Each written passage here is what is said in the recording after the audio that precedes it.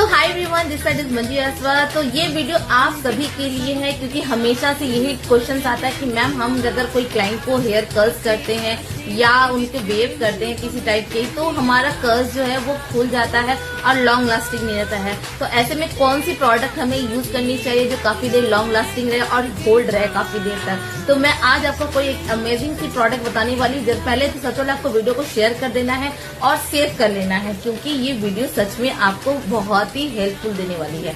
तो ओसिस की ये जो लोशन है, ये वेव कर्ल्स जो है, ये अमेजिंग सी प्रोडक्ट है जिससे ये काफी देर हमारे हेयर के टेक्सचर को होल्ड रखता है और लॉन्ग लास्टिंग रखता है। उसके टॉन्ग को काफी देर जो होती है वो होल्ड रखती है।